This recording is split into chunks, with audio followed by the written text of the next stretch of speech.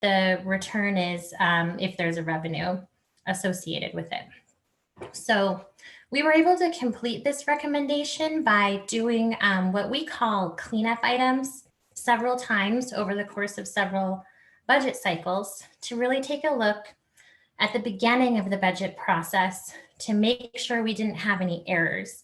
And the cleanups are things, for instance, finding that you had a little teeny piece of a person assigned to a cost center that they're really not doing work in, or a contract that got assigned to the wrong place, or, you know, a couple of dollars of spending that came in, you know, pretty little things.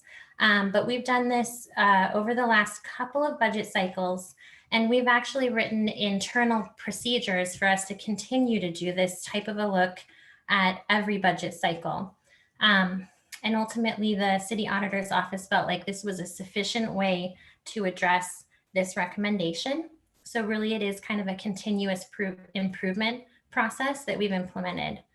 That is essentially the entirety of this presentation. So I'm open to any questions if you have any. Great. Director O'Kane, anything to add before we go to the public? No, after this or with this item completed, I think we can, I recommend that the audit be closed and as all of the actions and follow-up items have been completed. Okay, great. We'll take that under consideration. Now we turn to the public. I see we still have 0 attendees, but we'll give people a moment to see if they would like to join us and discuss this action item number 1.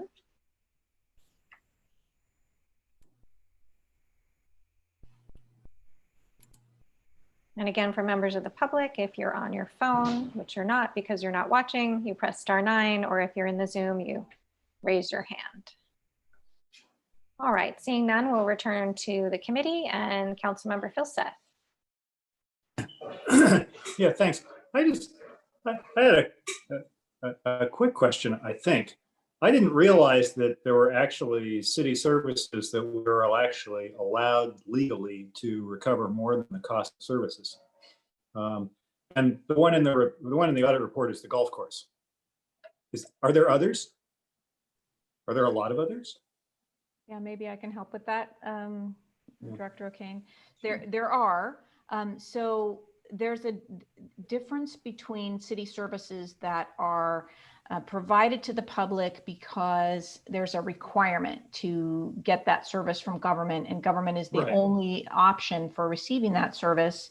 And those are frequently limited to the cost of providing the service. Most of the rec programs are optional. There are other providers out in the world who offer golf opportunities, dance classes, recreational opportunities, room rentals, etc. And so those do not fall under the strict requirement. They're not provided to the public in a monopoly kind of way. And so they don't fall under the rules that require the cost recovery. And the city is allowed to charge different amounts. That's why we do sometimes charge non-residents a little bit more, and we are allowed to charge more than the cost of service, and we're not required to precisely track the cost of service. We can price based on the market or less if we wish. But the criteria is if it's a service that's exclusively available from the government as opposed to one that there are lots of options. It's a fairly complicated area, city tax and finance, but at a summary level, that is correct. Okay. All right. Thanks very much. That makes sense. All right, Councilmember Koo, do you have any questions for staff on this audit? No, thank you. Okay, I'm very happy that you've reconciled. Yeah, so I'll just say that it did take 11 months for this to be brought forward. So, but I think everyone understands why.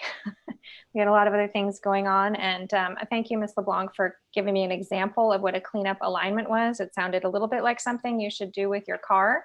So glad to know that it had to do with, you know, making sure that the portions of the people and the contracts were in the right place, and that we have that fixed going forward. So at this point, I will entertain motions from my colleagues. Move the staff recommendation. Thank you, Councilmember Koo. I will go ahead and second. Any other discussion? Would you care to speak to your motion? No, I think we've discussed it. Thank you so much. All right, great. Councilmember Filseth, I don't see your hand raised. So if the clerk would, actually, I get to do this one. So alphabetically, Councilmember Filseth, how do you vote? Yes. All right, and Councilmember Ku? Yes. And I am a yes, so that passes 3-0. And we have accepted it, and I think we should perhaps amend the motion. I recall Director O'Kane suggesting that we close the audit. Let me just check with staff and see, do we need to amend the motion to make sure that's clear? Yes, that would be helpful. Thank you. All right. Councilmember Ku, are you willing to accept a friendly amendment that we also consider this audit closed? Absolutely. Thank you. Great, and so am I. Any objection from Councilmember Filseth since we've already voted on it? Nope, sounds good. Okay, great. Well, thank you so much. Appreciate the Community Services Department sticking with that and getting it fixed. Thank All you. right. Thanks. All right, that brings us to our second item, which is a discussion regarding the Convention on the Elimination of All Forms of Discrimination Against Women, informally known as CEDAW, as a component of citywide diversity and inclusion. Is there a brief staff presentation? Yes, there is. Let me figure out how to do the slideshow and oops, see that, sorry, needed to share screen first.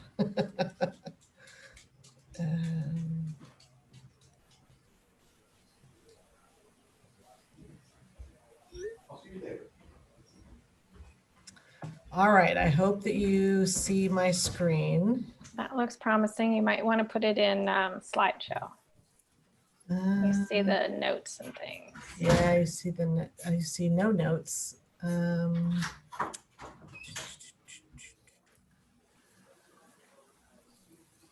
Sorry, this is why, oh no, black them out. This is why I really should not be allowed to drive and do this at the same time. Hold on, one more try. She's driving a car and doing this at the same time. Yes. That's worse than texting. Thankfully, I'm not. I'm just trying to share screen and let's try this one. Let's see if that works.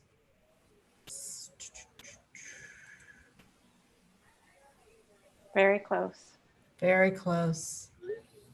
Resume slideshow. All right. This is probably as good as you're going to get, I'm afraid. All right, that's fine. Are my colleagues able to see that? Yes. Okay, great. Please continue. Okay, great. Thank you for your patience. So tonight we're bringing forward a high-level overview of CEDAW, the Convention on Elimination of Discrimination Against Women and its ancillary activities that have happened in the city. So beginning in April 2001, the HRC discussed CEDAW as part of their regular meeting, and then it went to the discussion and items went forward to council in 2002, where council approved a resolution. Coming back in 2016, council approved a resolution that had also gone to the HRC for discussion that was titled Reaffirming Palo Alto's Commitment to a Diverse, Supportive, Inclusive, and Protective Community.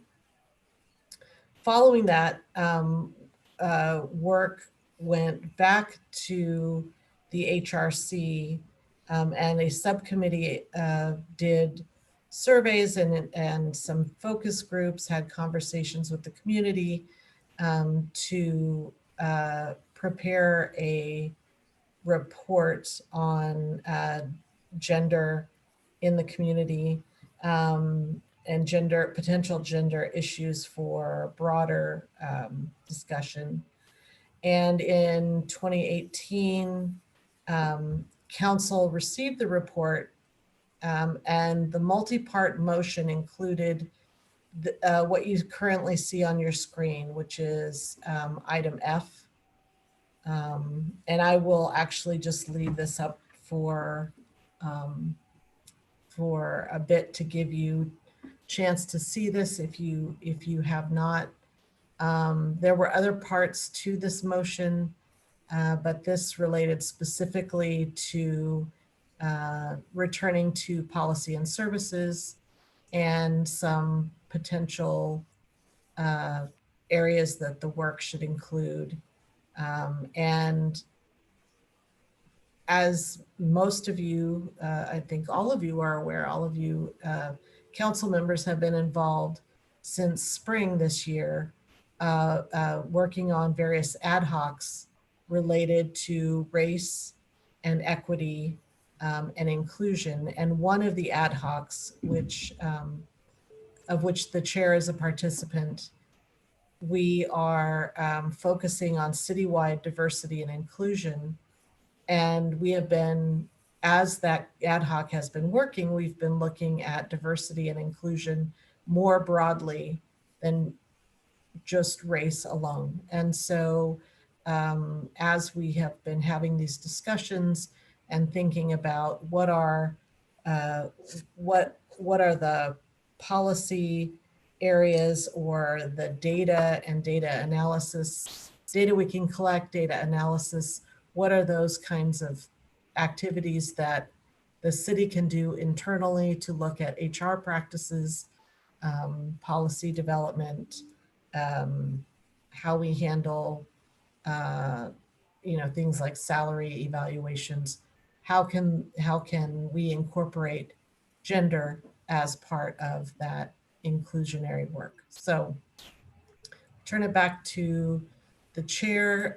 We do have some folks available for questions if necessary.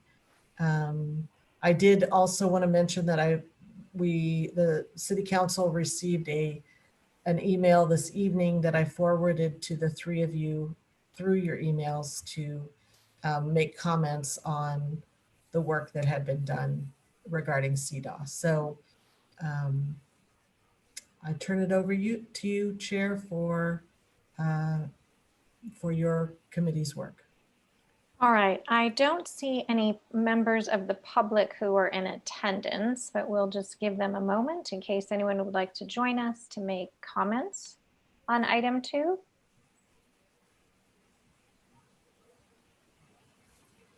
All right, and as a reminder, if you are attending, you press *9 on your phone or raise hand in the Zoom app. All right, everyone's probably watching from home. Okay. So now I turn to my colleagues for questions. Maybe we'll do a round of questions first, since this looks like it's been a topic for approximately 19 years before we move on to motions. Do either of my colleagues have questions? Go right ahead, Councilmember Koo. Thank you.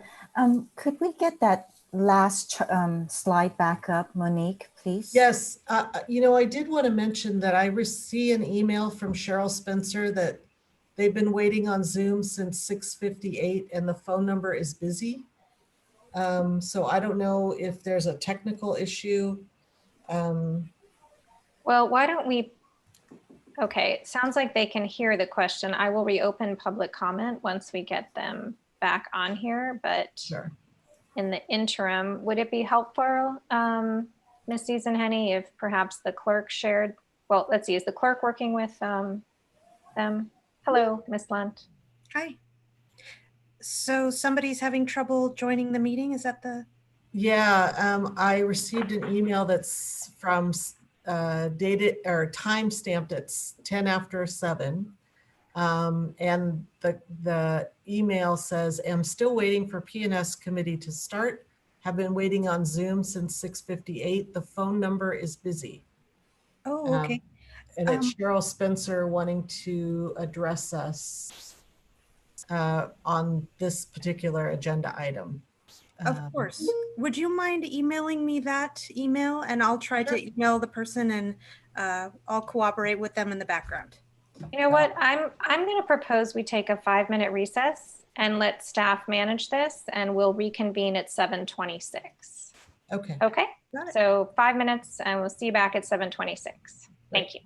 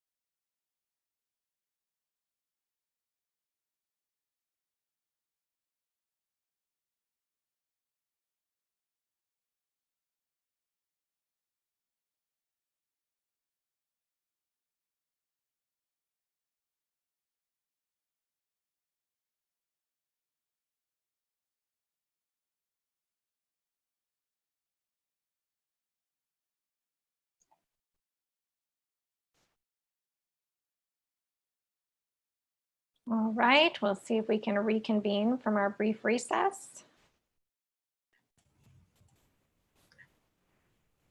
Yes. And that looks promising. I see we have some attendees now. We'll just wait a moment for our other colleague. And then I think perhaps, let me see if the city attorney agrees with me. Should we just restart the agenda item, or are we confident the public was able to see the earlier part? It's to your discretion, Madam Chair. Certainly we should take public comment. Well, I understand. absolutely. Yeah. All right. Well, I think Ms. Eisenhenny, perhaps going back over the slides quickly, slides 2 and 3 would be beneficial for those who were trying to participate and might not have been able to access it. Sure. And that doesn't mean that I'm going to be able to do this any more gracefully. So It'll give you a moment. give me some practice. Yeah. And we're still awaiting Councilmember Phil Seth, so you have a moment to get set up. Okay, great. And thank you to the city clerk for I'm here. getting that sorted out. Oh, you're here. Excellent. Okay, welcome. All right. This is a little unorthodox, but I wonder if we could ask one of our attendees if they were able to hear the presentation. Let's see. I see that Ms. Stinger's hand is up first, and she's a member of the HRC. Could the city clerk allow her to speak for a moment? I just want to see if she was able to observe what was happening. Ms. Stinger, I've allowed you to speak. If you could unmute yourself, please. I think I have. Okay, perfect. Yes, hello, Commissioner Stinger. Were you able to observe the presentation earlier? Or were I you was not? not, but I could hear most of it. Okay. All right, well then let's just, in the interest of being complete, thank you so much, and we'll come back to public comment in just a moment. If Ms. Eisenhenny could just walk through those 2 slides again briefly, and then we will reopen public comment and come back to my council members.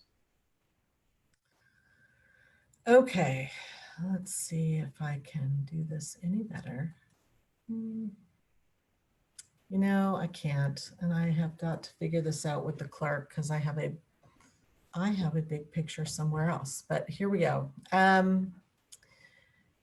So we did review the timeline of events, and the points that were made included starting in 2001 with HRC discussing CDAW at a regular meeting. And then in October of 2002, council approving a resolution in support of CDAW. Moving to 2016, council approving a resolution more overarching rather than being specific about CDAW. It was a more encompassing resolution meeting a need specifically from a different point of time, and again with the assistance of the HRC. In 2018, and I know that the HRC had a CDAW subcommittee that did research and provided a report as part of one of their regular meetings, and then voted to forward that to council, and then council created a multi-part motion, of which item F was related specifically to CDAW, and these are those items, and this is what Councilmember Koo had asked me to put up on the screen again. So can you all read that and see that? Yes, thank you. Okay.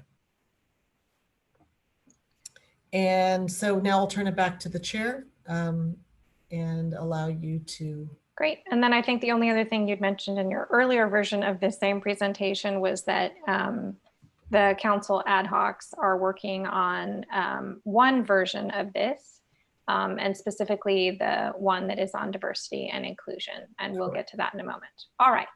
Now I'm going to reopen public comment, and if the clerk would please assist with that, and each person will have 2 minutes. So the first speaker we have here is Valerie Stinger. I'm gonna allow you to speak one more time. And you'll have 2 minutes for public comment.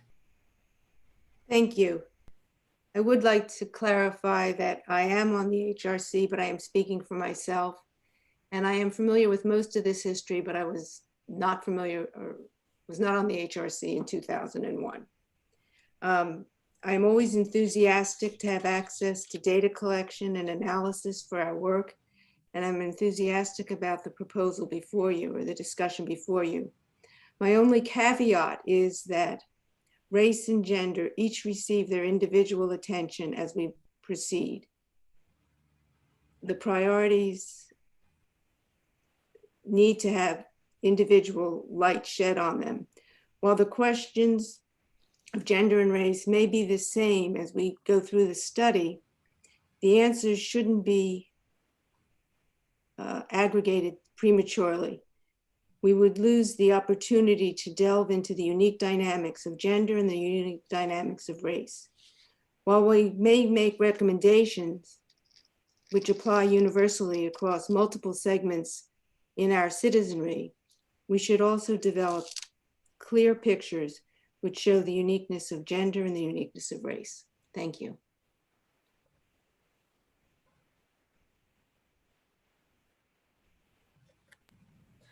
Okay, there's one more speaker here, Cheryl Spencer.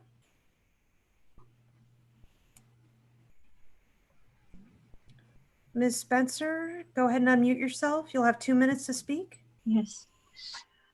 Good evening. I'm a resident of Palo Alto for the past 46 years. I'm a member of the Palo Alto branch of the Women's International League for Peace and Freedom and of the coalition called Cities for CEDAW. I've been advocating for CEDAW for the past, since 1985. Instead of waiting for another 41 years for the US government to ratify this convention, we're trying to get individual cities to ratify it. I'm very grateful that the city manager has provided you with a document 11658, which gives the brief history of CEDAW and the city. But there was little error in there. There has been no gender analysis yet on that would be necessary, or no studies carried out yet. Such a study or analysis would be the first step in writing an ordinance based on CEDAW. And as has been noted, the Palo Alto Council asked your committee to get staff to work on how to do an ordinance. And to our knowledge, such a study has not yet started. So our coalition has many examples of existing ordinances from other cities, which we are happy to provide to staff. And I will give you the email address in a statement I will send you. I've also offered to look at the 2018 National Community Survey myself at the raw data. We're waiting to get that, and I will see if I can tease out some examples. But really, we need to write a new survey and look at agenda afresh, because it is an important aspect of life in Palo Alto besides the race, as Ms. Dingus says. So I'm hoping that you will really get going on this. Thank you very much.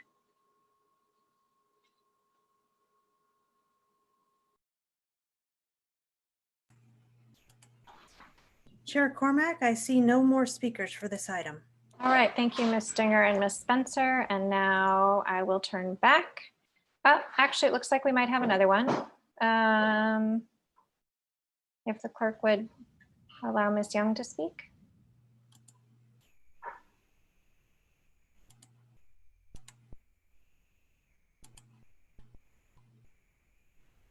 Ms. Young, you'll have 2 minutes. Yes. Hello, can you hear me? Yes, we can hear you. Go ahead and start speaking. Okay, what I have to say is very short. My name is Helen Young. I've lived in Palo Alto since 1963 and have been working on the implementation of CEDAW, the UN Convention for the Elimination of All Forms of Discrimination Against Women, since 1995, when I attended the NGO session of the UN Conference on Women in Beijing.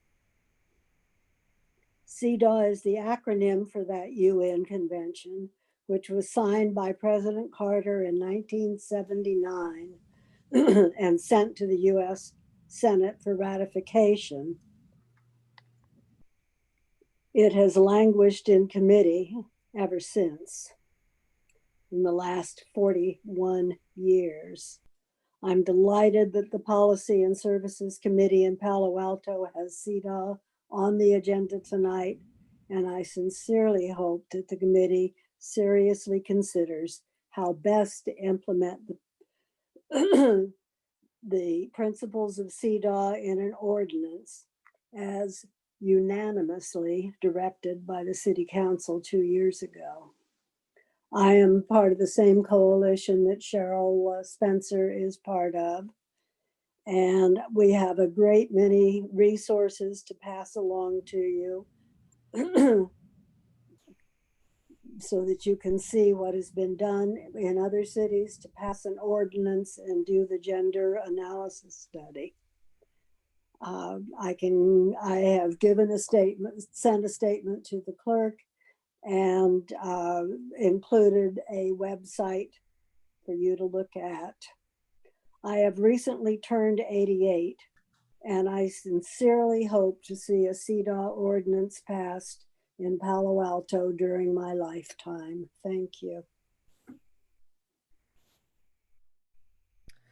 Chair Cormack, looks like we have one more speaker, Stephen Lee.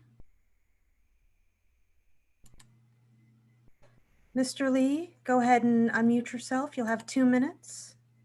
Good morning. Good afternoon, Policy and Services Committee. I want to thank you so much for finally bringing CEDAW up for discussion, and hopefully you'll be moving it forward on action.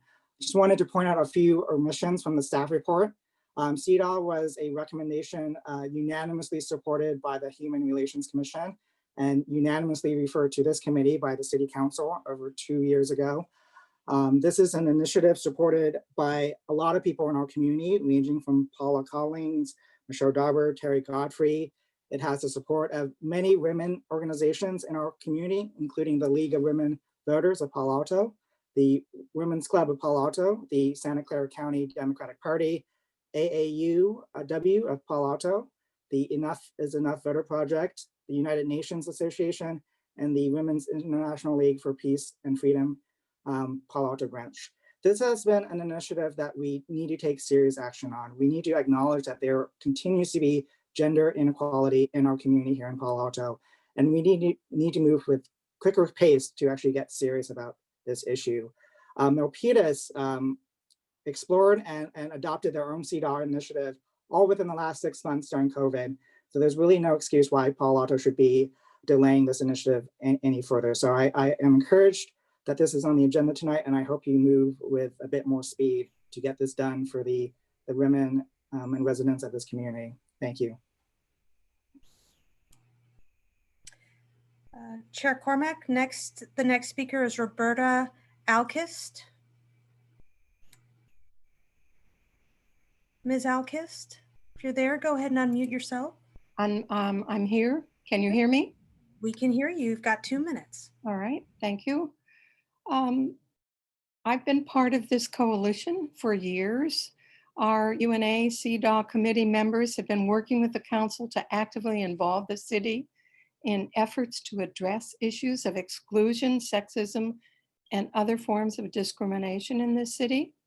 We've been working with the Human Relations Committee and now your committee for over 2 years.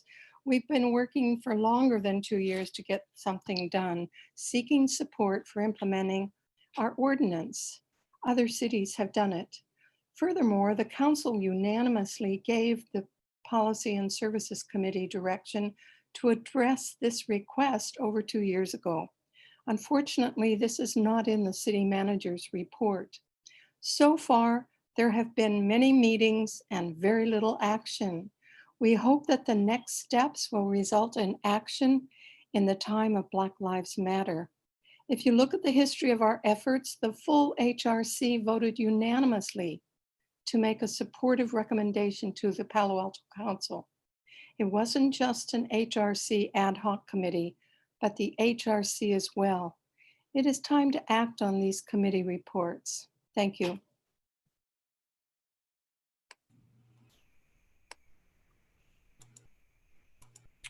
Chair Cormack, I see no other hands raised in the Zoom app.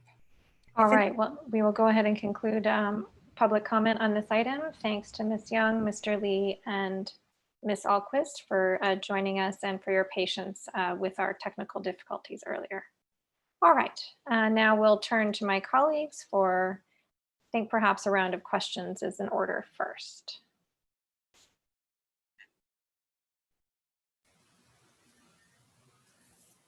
Go ahead, Councilmember Koo. Thank you.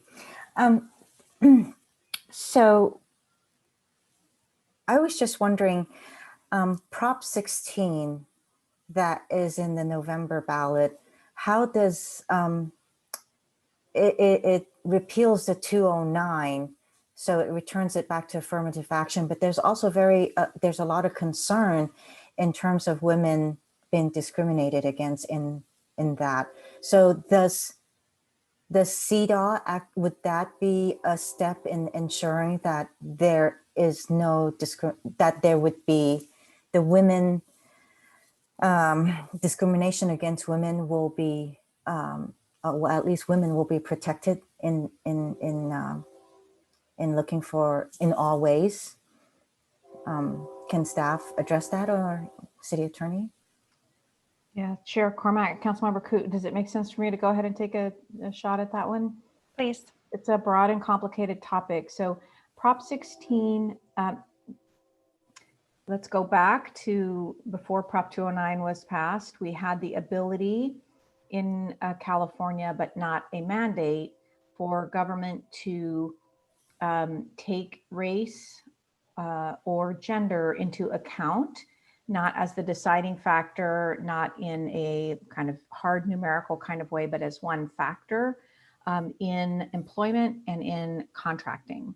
And Prop 209 banned those practices. So that required that there be no preferences given based on race or gender in local government contracting or employment. Prop 16 would return us to the prior situation where local government would have the option, but not the requirement, to take race or gender into account in employment and contracting, consistent with the background law, which there are limits on how that can be done.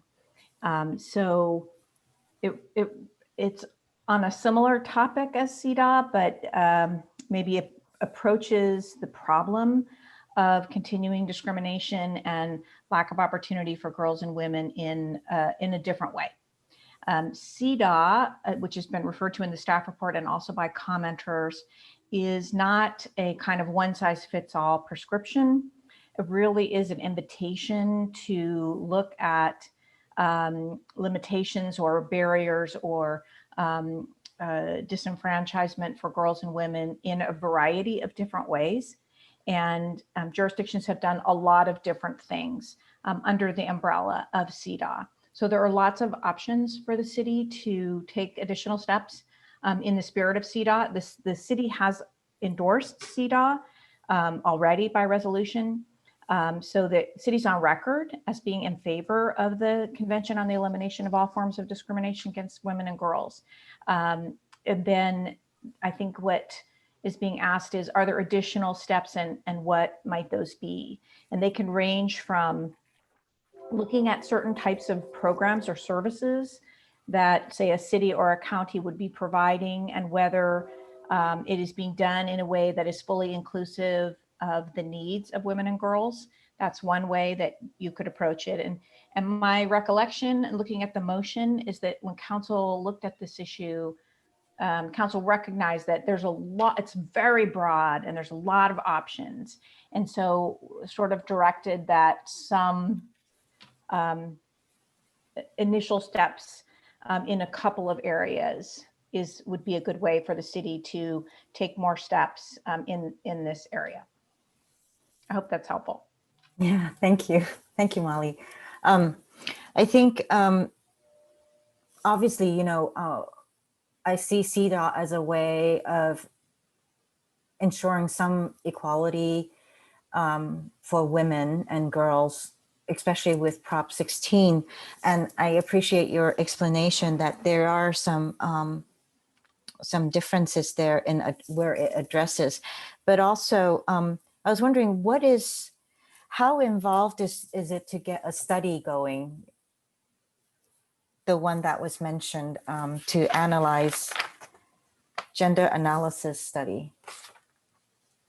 So probably that's probably more for Ms. Eisenhenny to speak to that, but I think the answer is going to be that it depends on how broad what you want to study and how broad you want that study to be. You could potentially look at all city programs and services, and I would imagine that there's a fair amount of complexity to that.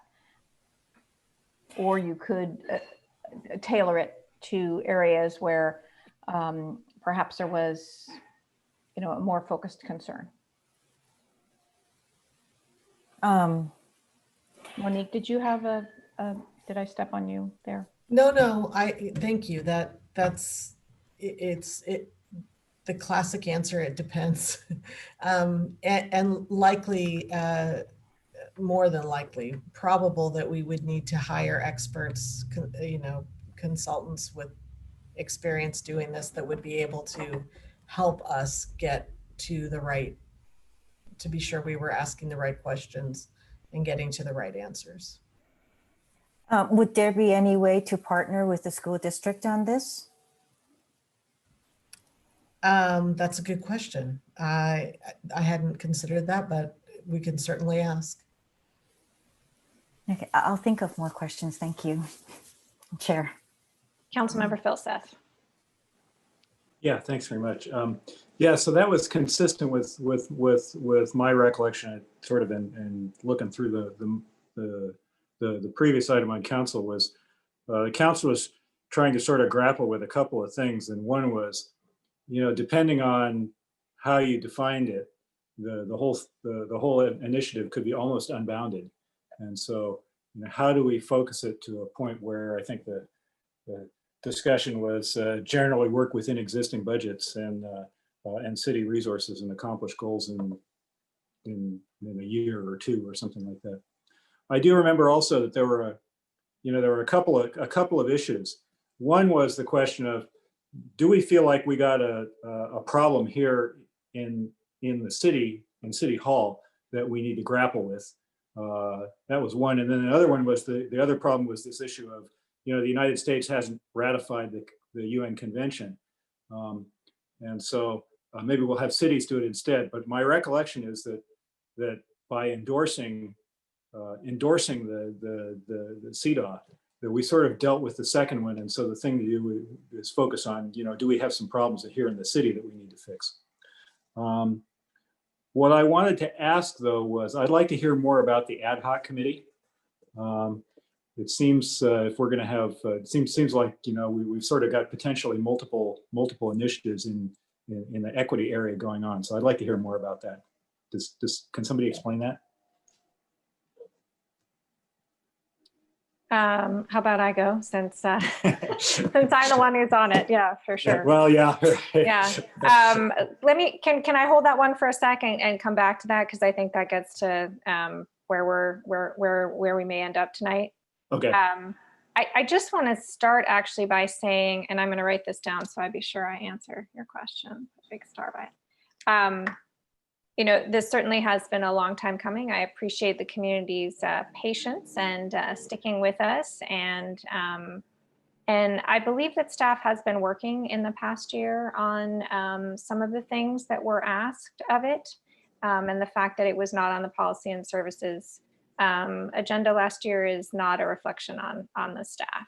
I certainly take responsibility for it not being on our agenda this year until now. For me, so Councilmember Filseth was headed to where part of where I was going is I think we actually have two components of this here. One of it is not City Hall, but us as an employer, right? And one of us is us as the city as a provider of programs and services. And one place that we could start, because we don't want it to be unbounded, frankly, is money. So certainly those of us who worked in the private sector generally feel better once a gender pay analysis is done, to be sure that everyone is paid fairly. So that might be one thing we could start with the city as an employer. In terms of the city as a provider of services, a logical place to start, frankly, might be the Community Services Department, in terms of figuring out of the money we're spending, how much is being spent on programs for girls and women, and how much is being spent for boys and men. I know I've used the example before of the city of Los Angeles. They started this program, and there was really the whole point was to get data.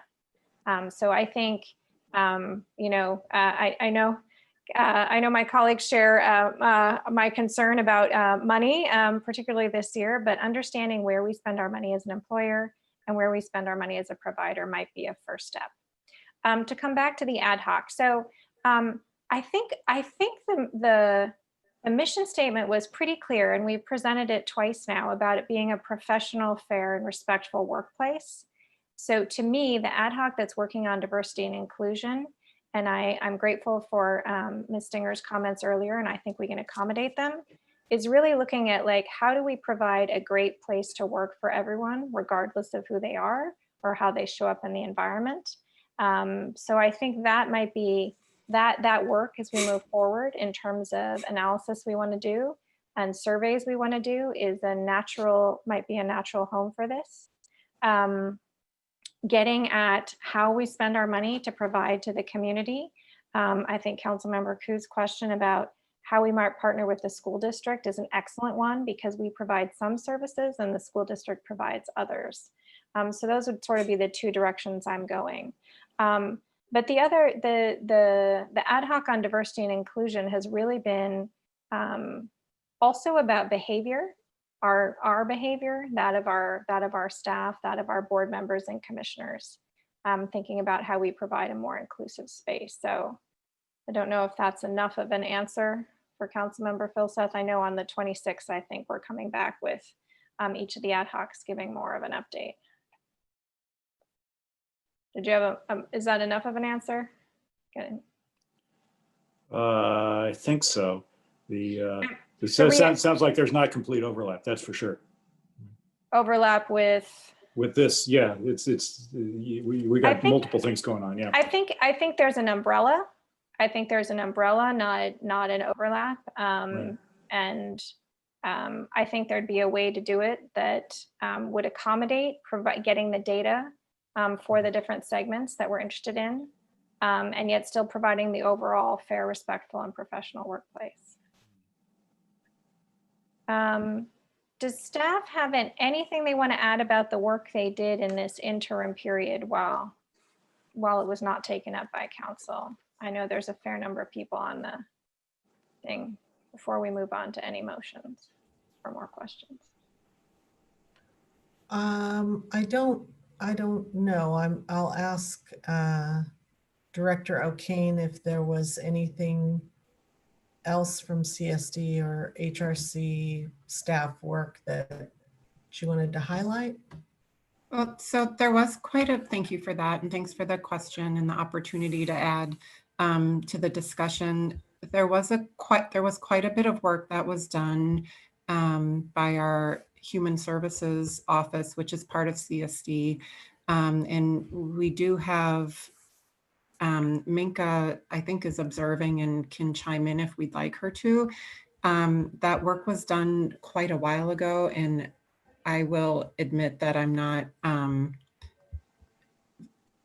the one to speak on the work that was done, but in response to the council's actions and looking at what different scenarios and options exist for the city to participate in CEDAW was one of the tasks that Minka did that analysis. So if it's the committee's desire to have Minka speak on that, we can certainly invite her to do so.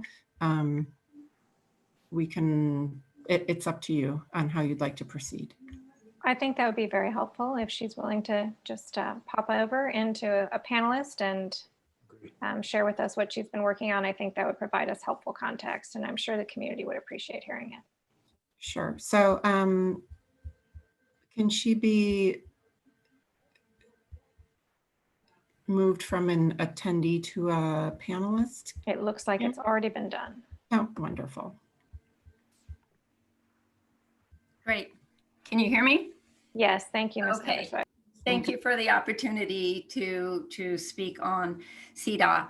Yeah, so in the time frame since this was first at council, I have been just doing some background work on CEDA. I've spent some time speaking with my colleagues in different aspects and areas of the city to give them an overview of what CEDA is, what it's not, what options there were as far as living CEDA out as the city of Palo Alto. And from that, what I tried to do is to look at each of the aspects of the council referral and look into some options of what Palo Alto might be able to do. So I had conversations with the city of San Jose, with the county of Santa Clara, with their staff that had initiated CEDA, and looked what other cities and counties had done and what's possible with CEDA. As Monique mentioned earlier and Molly both alluded to, CEDA is really a framework, and what an individual city does is really up to that city to do. It's very aspirational. So I think when the council made its initial recommendation to staff, it was very wise in letting us provide information back to them that said, you know, these are some options for year 1 and year 2. Then we can come back and we can look at something that might be more involved. So when I looked at the different aspects of the staff report, as far as the ordinance, I left that to the attorney's office to really give input on, and I provided them with some options for what other cities had done. As far as the gender analysis, I made some recommendations that Monique has kind of alluded to. So with a gender analysis, I was really looking into maybe having the option of creating like a template for a gender analysis. So then we could, as a city, say, okay, we have a template on how to do this. How can we implement it each year, or for the time frame we were going to work on CEDA, on possibly a department? You had listed community services. That's definitely an area. So we could look at a department. We could look at a topic. Some cities that are much larger said, let's look at safety of women on our public transport systems. Let's look at safety of women in our public parking lots. So one of the options I looked at is looking at a city program or topic. Then if we wanted to do something a little bigger, it would be maybe looking at a internal or external city division. And, you know, one step even bigger than that would be looking at a department as itself. One of the big things that I wanted to do in my work, and what I wanted to caution the council and the city on, is making assumptions of what we should do for CEDA based on possibly not a full picture of what the situation is for women and girls in the community. So some of the discussion earlier was, let's look at us as a city, as an employer, but let's look at the city, you know, as a community, what the community could do for CEDA. So in looking what we could do as a community and the situation of women and girls, I felt like we needed more information and a baseline of what the situation for women and girls was, and was suggesting either to add questions on the condition of women and girls in the community to a needs assessment that I do in anticipation of HISRAP every couple of years, or to possibly hear about the situation of local women and girls by maybe hosting a summit on women and girls in the community. We've done that very successfully just this past year on vaping, where we called together a lot of leaders in the community. And when I was talking with Kristen, we thought that might be something that could be easily replicated to find out, you know, the situation of local women and girls. That's some of the high level thinking I was doing. I was cognizant of, you know, that the council was really looking at a very contained budget to look at something for the first year or two. So I was just trying to have a conversation about starting small, looking, as has mentioned before, looking at a certain program, looking at a certain division, looking at a certain aspect of it. In community services, you know, how do we spend our contract dollars? Do they mostly go to one or two contractors, and most of the attendees of those programs are girls or boys? And what does that say for how we spend our money as a department? So those are just, you know, some of the high level ideas that I had tossed around and had been in initial conversation with some of my colleagues on. Thank you so much, Ms. Vanderswijk. That's very helpful and suggests possible other avenues. Let me go back to my colleagues and see if there are more questions or comments. Councilmember Koo. So thank you for Minka for what you said. It really helped. I was just wondering, can what Chair Carmack and what you said, Minka, can that be accomplished under EDGE? There's that program. Right, that's the certification program.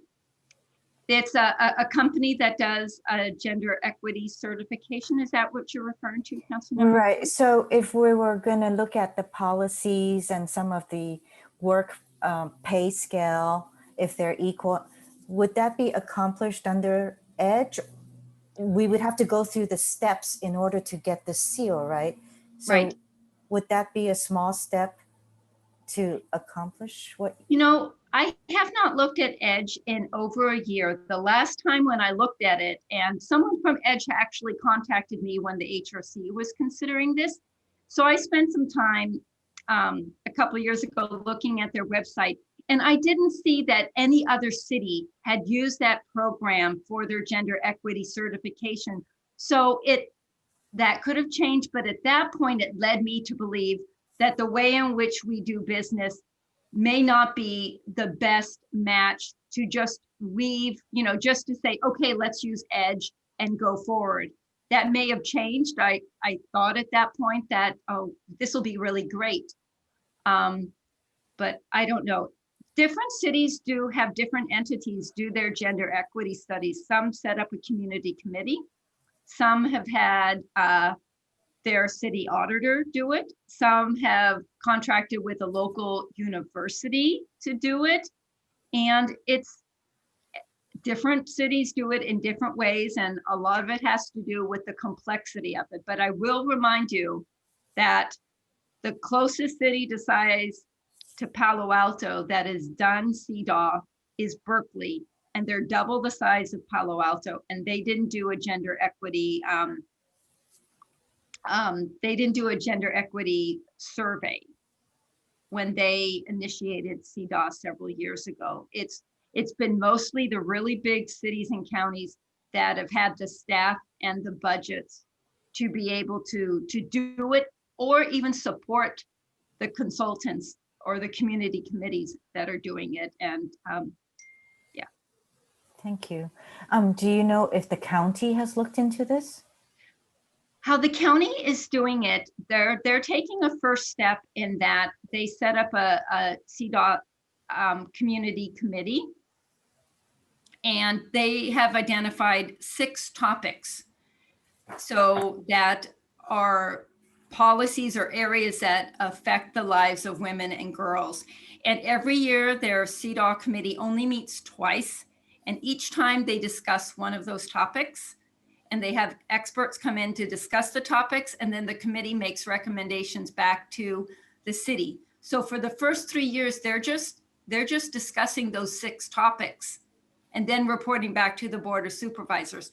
After that time, it's my understanding that they may look into some type of gender equity study, but at this point, it's issues such as, I think, homelessness. I'd have to go back and look at those 6 items, but I think they're only in year 2 of their 3-year commitment to CDAW. And even at the end of that 3 years, they're going to dismantle. The plan was to dismantle the subcommittee, and that's all being led by staff in their Office of Women's Policy. And they already have a commission on the status of women. So they have that depth already to them as an organization that is scaffolding the community work on CDAW. Thank you. Thank you, Chair. All right, Councilmember Filseth, additional questions or comments on this topic? Yeah, I'm listening to this. So thank you very much. Actually, that was very helpful. It almost sounds to me like you could look at CDAW again, you know, depending on what you put in it, it could be this wide and this high and this deep and so forth. It almost seems like one way to look at CDAW is kind of an umbrella for an approach to things, but then within that umbrella, you define specific, well understood projects to tackle specific problems. And I thought your example of look at CSD and look at how we spend money and see if, you know, 70% of what we spend goes to programs that are primarily for boys and 30% for girls, or vice versa, right? That seems like a pretty concrete kind of thing that we would like to know the answer to. And so that's actually something that sounds like something that's manageable and useful, right? And bounded, right? So I wonder if we ought to consider identifying a few projects that are fairly specific and going down that and trying to tackle those, right? As opposed to, you know, some kind of, for example, omnibus study that we're going to have to figure out exactly what the limits and non-limits are of in advance. Okay, right? Stuff that we could actually do some stuff, right? As opposed to sort of having a lot of framework. Are there? Yeah. So you mentioned a couple of things that you'd looked at that in that direction. One was you know, looking at safety, and another one was, you know, community service, how we spend community service dollars. Were there others like that? I mean, is there a list of a half a dozen or something like that that you guys looked at? No, I just mentioned the public safety ones. Those were some that larger cities did that have a larger municipal transportation system or extensive, you know, parking garages. When I looked at it, I was really, the ones that came to mind were, you know, within my own department in community services, looking at the issue of boys and girls in our recreation program, or Right. just looking at individual areas of the city, saying, okay, do we want to look at like hiring, or do we want to look at a specific division regarding the city? I'm trying to look for my notes on other suggestions that I had, but those are the ones that completely came to mind. You know, yeah, I'm looking back at my notes right now. Sorry that I'm a little disjointed, but I wanted to get to the right page of my notes. But those are the ones that came to mind because I was still in the planning phase for this, you know, report. Right. I didn't get further than some of those initial ideas that I had. Okay, let me ask another one. As you were looking at this, so sort of, you know, again, narrowing down to kind of within the city and equity issues within the city staff and so forth. A certain amount of that is supposed, I mean, a certain amount of it is the regular province of the HR department. Did you run across any areas where HR was looking at this and saying, you know, here's some stuff that we would really like to know, but we don't have the bandwidth to go find out? Is there anything that leapt out like that we ought to, you know, we could look at that and say, okay, here's a gap in what we know from HR that we could go try to tackle? I would feel more comfortable if, you know, Rumi answered that question. I know that along the way, I did have conversations with HR and said, are there things that you always wanted to do, but maybe didn't have the funding that CDAW could Right. help jumpstart it? And Right. she referred back to, and I don't have the certain, state laws in front of me, but there have been several things in the last year or so, which I recollect from my conversation with Rumi, that addressed some of the gender issues related to hiring. And I'm not sure if Kristen or Monique or Molly have better recollection of what those are, but I know that Rumi said that some of the new state laws in regards to hiring, address several of the HR related issues that we might have asked CDAW to study, but they had received very clear, direction under those state laws on how to proceed, or they spoke to areas that they were hoping to address. But I don't feel like I'm able to speak to that further. So we would need to go ask Rumi again.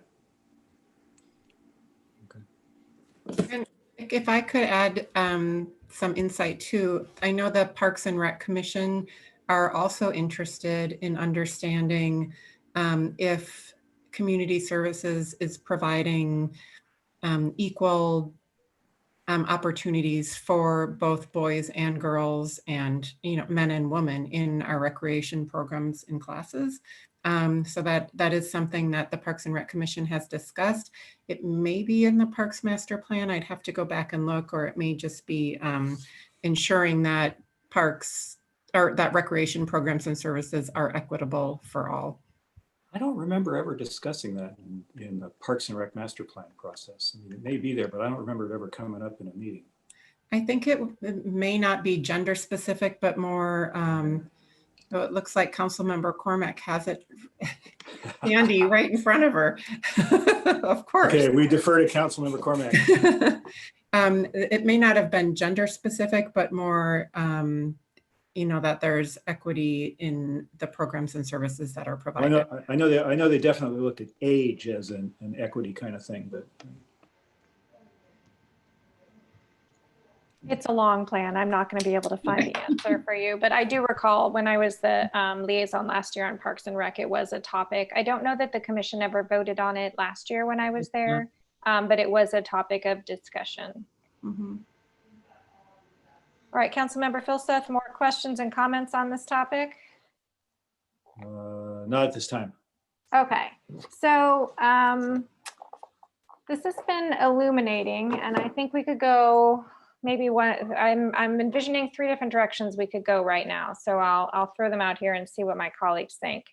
One direction, which I had not been contemplating earlier, is that we continue this item till next month, and that we ask staff to come back, with a range of options about what the next steps are, including costs and timeframes, get a little bit more of the information that this Ms. Vanderswag was giving to us orally. So that's available to us and to the public. So that's one option. A second option would be for us to determine that this fits nicely within the diversity and exclusion work that the city manager's office is being tasked with, working with the ad hoc, and ask that it be done together. And the third option, what was the third option? Well, those are the 2 options that I think are presenting themselves to me at this moment. So why don't we see what my colleagues think about those ideas? Do you see those as mutually exclusive? I don't, but I think they're they're time-based, right? So before we make any referrals, I'm frankly inclined at this point to ask staff to come back, so we have a better understanding of the range of options and next steps. And I think staff has heard from us about some ideas. Councilmember Filseth, what do you think? I'm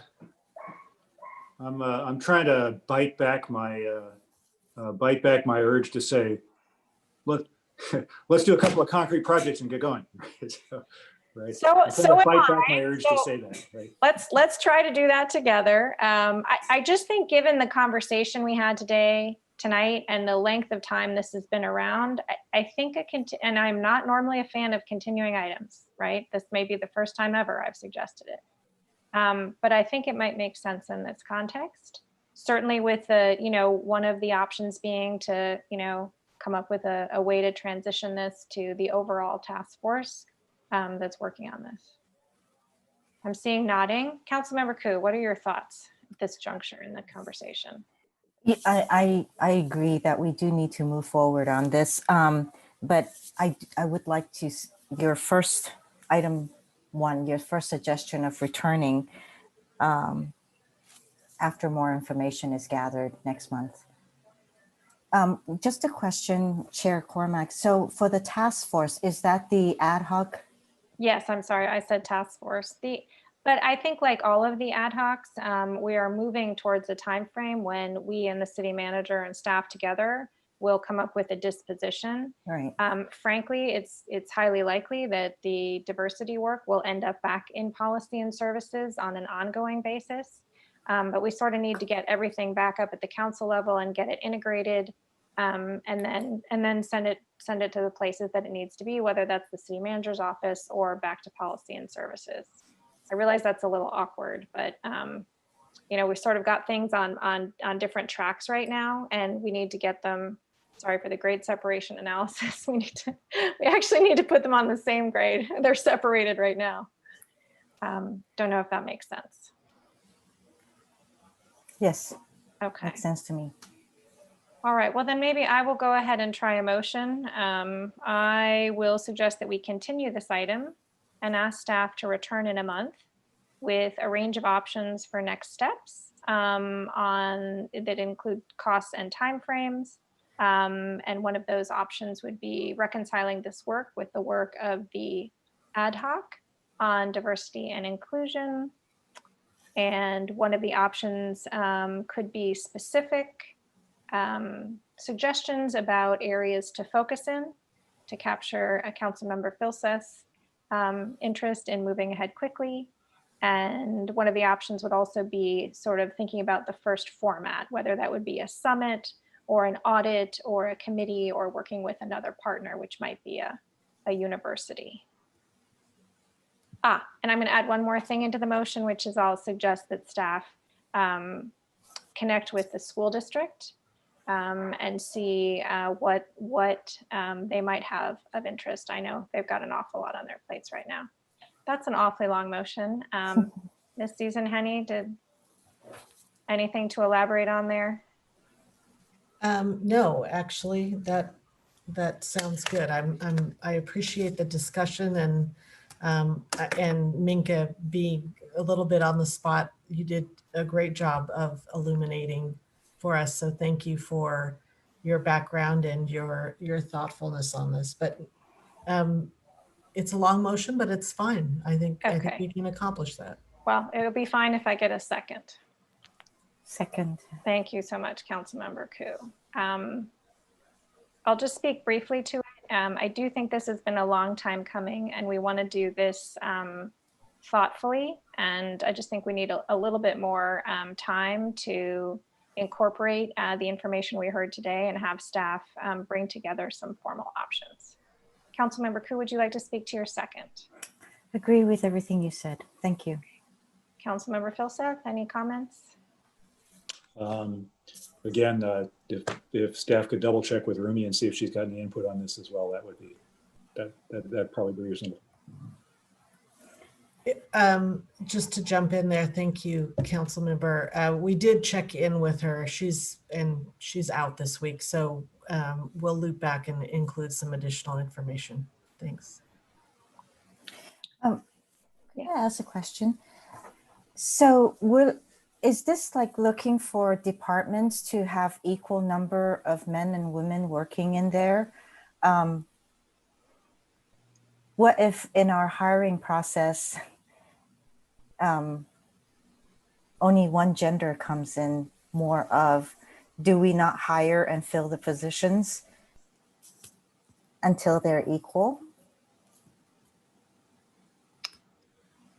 Are you asking staff that question? Anybody? I'm just wondering, do we keep the positions vacant because we're looking for equality within a department, or how does this work then?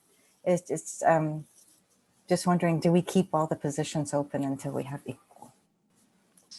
So maybe I can help there. So certainly that's I understand the concern behind your question. And there's no public entity that approaches hiring like that. I think that CDAW is more about assessing where you are and are there additional things you can do to remove barriers or provide opportunity to ensure that you don't have inadvertent bias in your process, so that you are getting the best talent and the most qualified people out there, which knowing that qualifications are spread fairly evenly in the human population amongst all different kinds of people, then over time you would expect to see hopefully a large amount of diversity in all of our work groups. But it's a kind of more of a goal than a prescription like that. Very good, thank you. Okay, great, thank you. It looks like the clerk has captured the lengthy item. And I think we are recommending that the committee continue this item, not the city council. Correct. Yes, Policy and Services Committee. yes. So we'll get that updated. And then while that's happening, I think we are ready to move to a vote. And so we will go alphabetically as the mayor usually does. And that means I'm first. I vote yes. Councilmember Filsath. Yes. Councilmember Koo. Yes. All right, that passes unanimously. And I want to thank the staff and the members of the public. We're not done yet, but it does feel like we might be getting started. So thanks to you all, and we'll see you back next month with another shot at it. All right, that moves us on to future meetings and agendas. Ms. Susan Henney, any comments on what's coming our way? Yes, so in addition to the item you've just continued, I believe the new auditor has requested to have time in November to review the audit work plan. And we will also have a discussion about legislative priorities, the recommendations to make to council for 2021, which I know many people are looking forward to. Maybe not the legislation, but the year. So those for sure will be coming up on the next agendas, and then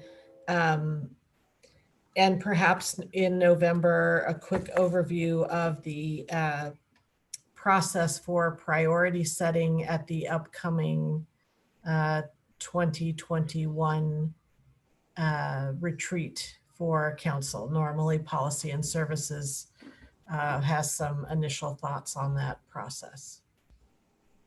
That sounds like a very full agenda for November. I'll just state that I know that with respect to the legislative priorities, we might want to consider in the event that there is a change in the administration, having our federal lobbyists present as well. I think for some number of years, the answer we've gotten has been that whatever it is we're concerned about might not be well received, depending on the topic. So if you could just check with Ms. Dollar and see if she thinks it'd be wise to have the federal lobbyist as well, if it's a good use of his time at this juncture. And if not, we can certainly defer that to later. Okay. Do either of my colleagues have suggestions or thoughts on additional items for our agenda? That's pretty full. Yeah, well, we're making up for the lost time earlier. Councilmember Filsath? What she said. All righty. All right, unless there's anything else, I will just check for any other blue hands. I think we are adjourned. Thank you all. Good night. Thank you. Thank you.